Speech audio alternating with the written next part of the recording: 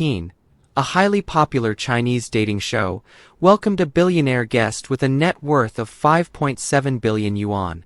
This male contestant not only had a handsome appearance, So he worth 5 billion.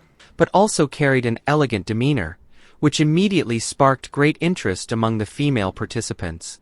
Some female contestants even confessed their feelings Girls know when there's money in the room. They like, ooh, 5 billion. on the spot, while others chose to press the instant like button, a rare occurrence for such a high-quality male guest in the history of the show.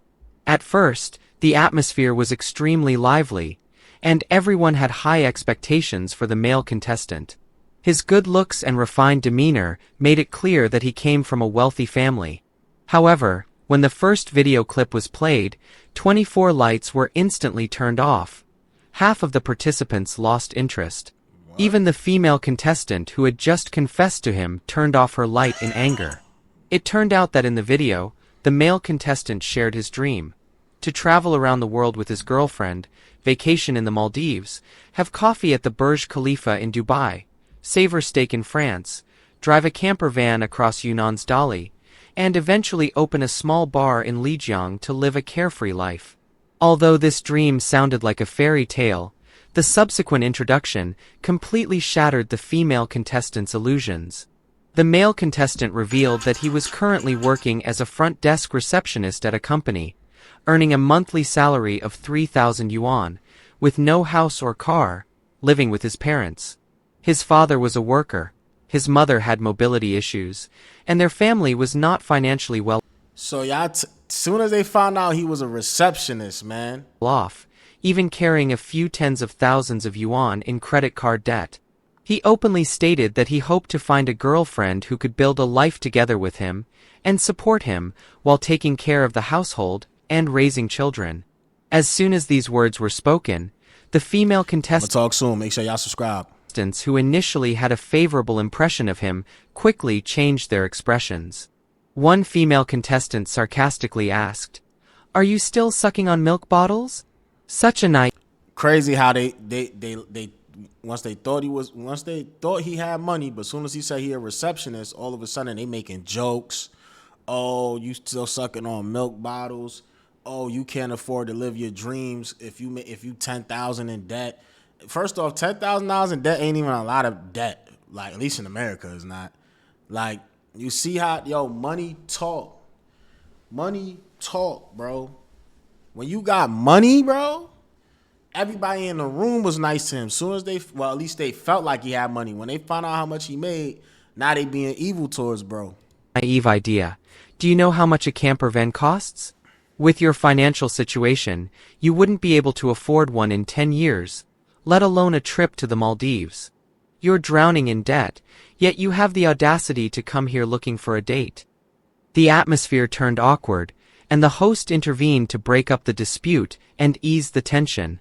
However, another female contestant continued, "You're using an unrealistic dream to deceive us. It's complete."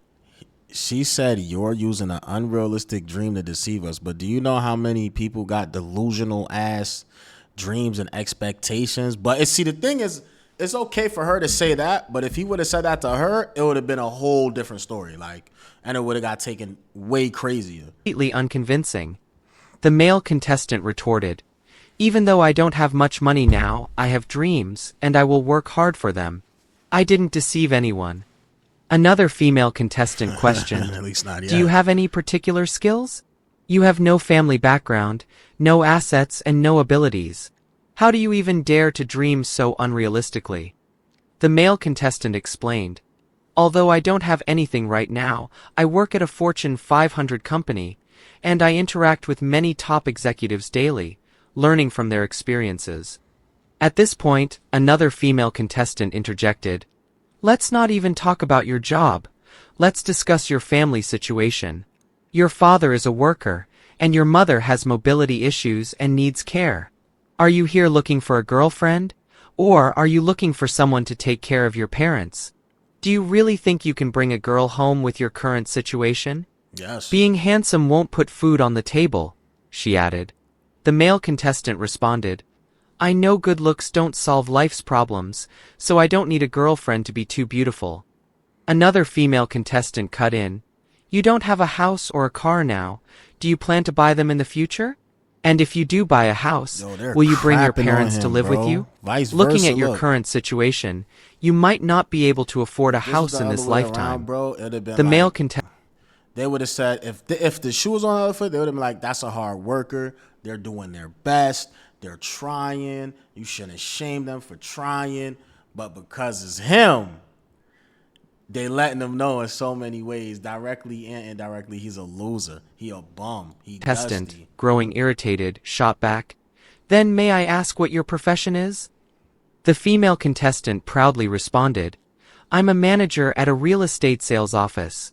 I negotiate deals with wealthy clients every day, and I sell at least 2 properties a month. My commission alone surpasses your entire annual salary. At this point, a seemingly kind-hearted female contestant stepped in and asked, You have such an attractive image.